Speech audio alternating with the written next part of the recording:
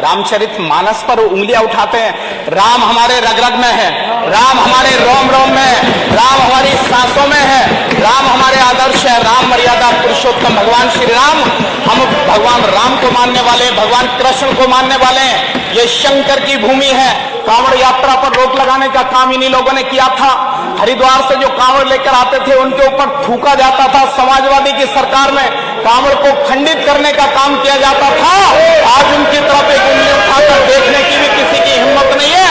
ये योगी राज है। अधिष्ठाता महोदय, आपने मुझे महामहिम राज्यपाल महोदया के अभिभाषण पर बोलने का अवसर दिया। जो प्रस्ताव आदरणीय नीलकंठ तिवारी जी द्वारा और अनुमोदन आदरणीय बोरा जी द्वारा रखा गया, उसका मैं समर्थन करता हूं। भारतीय जनता पार्टी की सरकार उत्तर प्रदेश में बनने के बाद जो एक संकल्प लिया, सबका साथ सबका विकास, सबका विश्वास और सबके प्रयास के द्वारा नया भारत बनाने का, नए भारत का नया उत्तर प्रदेश बनाने का, आज वो बढ़ता हुआ दिखाई दे रहा है और विकास हर वर्ग को ध्यान में रखते हुए किया गया। मैं धन्यवाद करता हूं देश के प्रधानमंत्री जी का, जिन्होंने जात पात धर्म इन सबसे ऊपर उठकर देश को आगे बढ़ाने के लिए, पूरी दुनिया में सम्मान दिलाने के लिए कार्य किया। उत्तर प्रदेश के माननीय मुख्यमंत्री जी ने, आदरणीय योगी जी ने उसी रास्ते को आगे बढ़ाते हुए यहाँ पर जो सुशासन का राज स्थापित किया है, उसके लिए मैं उत्तर प्रदेश के माननीय मुख्यमंत्री जी का धन्यवाद करता हूं। इन समाजवादी वालों को अनुसूचित जाति, महिलाएं और पिछड़े तब याद आते हैं जब इनकी सरकारें चली जाती हैं। अधिष्ठाता महोदय, इन्होंने जो समाजवादी के शासन काल में अत्याचार किए, मैं अनुसूचित समाज के रिजर्व सीट से विधायक हूं। ये लोगों ने जो अत्याचार किए उसको पूरा उत्तर प्रदेश जानता है। उसी के परिणाम स्वरूप 2014 में केंद्र में हमारी सरकार, 17 में है उत्तर प्रदेश में हमारी सरकार बनी, 19 में केंद्र में सरकार आई, 22 में पुनः योगी जी को 37 वर्षों के बाद इस प्रदेश की सेवा करने का अवसर मिला है। जो जन विश्वास वो भारतीय जनता पार्टी की सरकार ने जीता है, उसको जनता समझ चुकी है। मैं अभी बात कर रहे थे नेता प्रतिपक्ष कि अपने गोरखपुर के विकास करा लीजिए। अब किसी सैफई का विकास नहीं होता है, बल्कि 75 के 75 जनपदों का विकास समान रूप से होता है। यही सबका साथ सबका विकास है। एक और चर्चा की उन्होंने सांड के विषय में, सांड के विषय में चर्चा की। अधिष्ठाता महोदय, मैं आपके माध्यम से विपक्ष को बताना चाहता हूं, अधिष्ठाता महोदय, मैं आपके माध्यम से विपक्ष को बताना चाहता हूं कि आदरणीय योगी आदित्यनाथ जी ने बहुत सारे सांडों का इलाज कर दिया, या तो ऊपर पहुंचे या जेलों के अंदर पहुंचे। आज चारों तरफ विकास दिखाई दे रहा है। जो अत्याचार किए, जो शोषण किया, आज डॉक्टर भीमराव अंबेडकर जी याद आते। इन्होंने बाबा साहब को भूमाफिया जैसे शब्दों का प्रयोग किया था। इन्हीं के नेताओं ने भूमाफिया जैसे शब्दों का प्रयोग किया था। और बहन कुमारी मायावती जी को गेस्ट हाउस में मारने की कोशिश इन्हीं लोगों ने की थी। ये अनुसूचित समाज के रक्षक अपने आप को दिखाना चाहते हैं। अनुसूचित समाज जानता है, देश के प्रधानमंत्री जी ने, उत्तर प्रदेश के माननीय मुख्यमंत्री जी ने समान रूप से सभी वर्गों को लेकर के आज आगे बढ़ रहे हैं। बिना भेदभाव के नौकरियां दी जा रही है, बिना भेदभाव के विकास कार्य किए जा रहे हैं। उस जो इन लोगों के द्वारा हुआ, उस सब को पीछे रखते हुए सुशासन का जो ये दौर चल रहा है, रामराज की तरफ हमारा प्रदेश आगे बढ़ रहा है। रामचरित मानस पर उंगलियां उठाते हैं। राम हमारे रग रग में है, राम हमारे रोम रोम में है, राम हमारी सांसों में है, राम हमारे आदर्श है, राम मर्यादा पुरुषोत्तम भगवान श्री राम। हम भगवान राम को मानने वाले, भगवान कृष्ण को मानने वाले हैं। ये शंकर की भूमि है, ये गंगा यमुना सरस्वती की भूमि है, ये डॉक्टर भीमराव अंबेडकर की भूमि है, ये अंत्योदय के प्रणेता पंडित दीनदयाल उपाध्याय जी की भूमि है, अखंड भारत का स्वप्न देखने वाले डॉक्टर श्याम प्रसाद मुखर्जी जी की भूमि है। उन्हीं के सपनों को साकार करने के लिए जो समरसता का संदेश हमारी सरकारों ने दिया है, बाबा भीमराव अंबेडकर जी के बनाए संविधान के द्वारा देश को चलाने का कार्य हमारी दोनों सरकारें कर रही हैं। और उसी का परिणाम है कि आज उत्तर प्रदेश में जो गुंडा माफिया लुटेरों के लिए माना जाता था, आज वहां पर विदेशों से इन्वेस्टमेंट करने के लिए आ रहे हैं। यहाँ पर इस देश के विभिन्न राज्यों से इन्वेस्ट के लिए हमारे इसी उत्तर प्रदेश में आ रहे हैं। G20 की अध्यक्षता करने का सौभाग्य हमारे देश के प्रधानमंत्री जी के प्रयासों द्वारा इस देश को मिला। हमारे उत्तर प्रदेश में G20 के कार्यक्रम आयोजित किए जा रहे हैं, इन्वेस्टर समिट, जिससे 84 लाख हमारे भाई बहनों को, 94 लाख भाई बहनों को रोजगार के अवसर उपलब्ध होंगे, क्योंकि हम सबको साथ लेकर के चलना चाहते हैं। हमारी सरकार सबको साथ लेकर के चलना चाहती है। मैं धन्यवाद करता हूं। कांवड़ यात्रा पर रोक लगाने का काम इन्हीं लोगों ने किया था।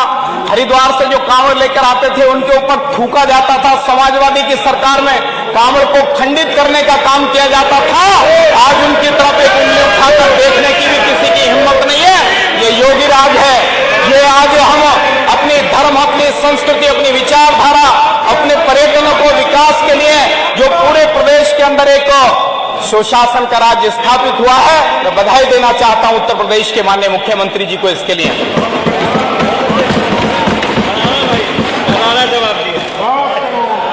प्रदेश समग्र विकास के साथ आगे बढ़ रहा है। पिछले 9 वर्ष के कार्यकाल में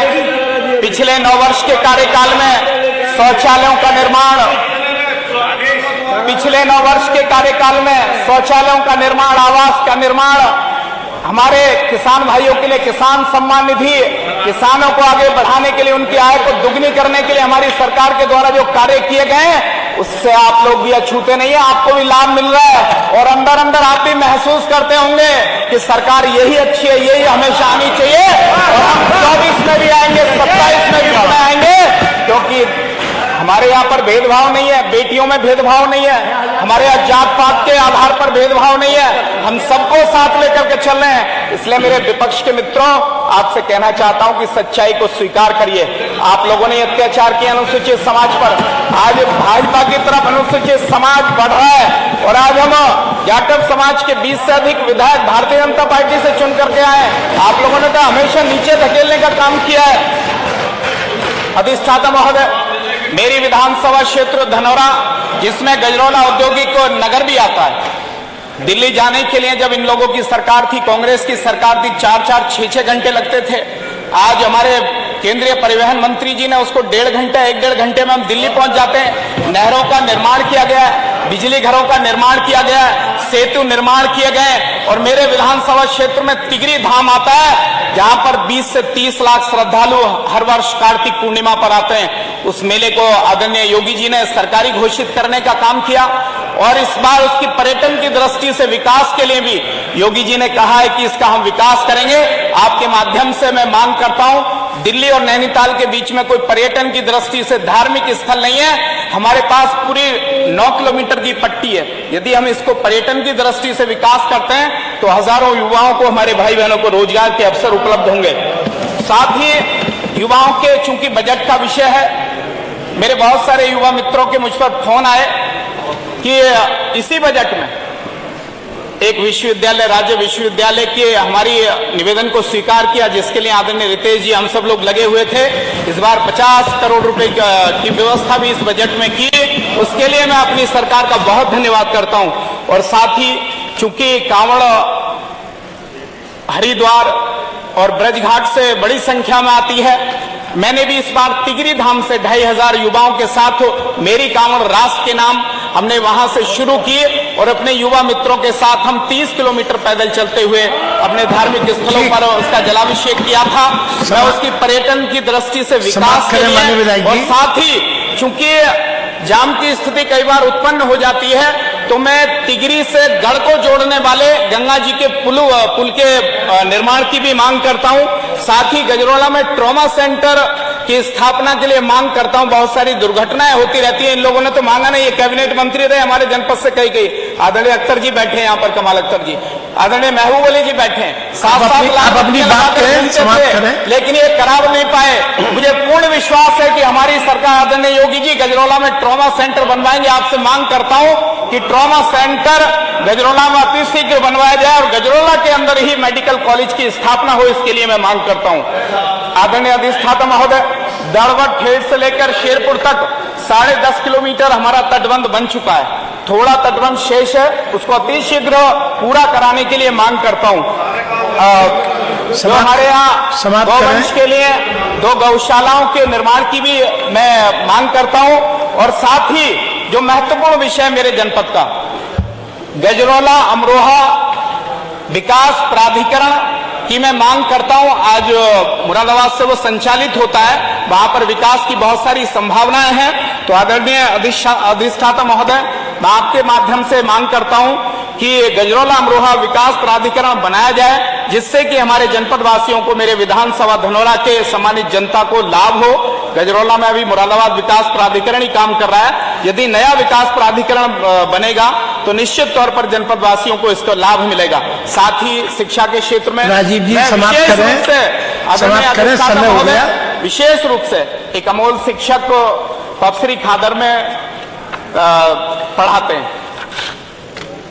कोविड में उनके साथी की डेथ हो गई थी, लेकिन एक शिक्षक 134 बच्चे, बाकी हमने व्यवस्थाएं अभी की हैं, वो प्रत्येक स्थान पर प्रथम अपने स्कूल को लाने की कोशिश करते हैं। तो ये अनेकों परिवर्तन विधानसभा के अंदर प्राइमरी एजुकेशन में, हमारी माध्यमिक एजुकेशन में, उच्च शिक्षा में जो परिवर्तन आ रहे हैं, उसके लिए मैं अपनी सरकार का सभी विकास कार्यों को कराने के लिए, मार्गों का चौड़ीकरण के लिए, ठीक है, धन्यवाद आपका केशव जी ने जो बहुत बहुत धन्यवाद, उसका धन्यवाद समाप्त और आपका बहुत धन्यवाद करते हुए, अभिभाषण का अपना पूरा समर्थन देते हुए कि हमारे प्रदेश की महामहिम राज्यपाल महोदया ने जो यहाँ पर अभिभाषण पढ़ा, उसका मैं पूर्ण रूप से समर्थन करता हूँ और अपनी बात को यहीं पर पूरी करता हूँ। भारत माता की जय।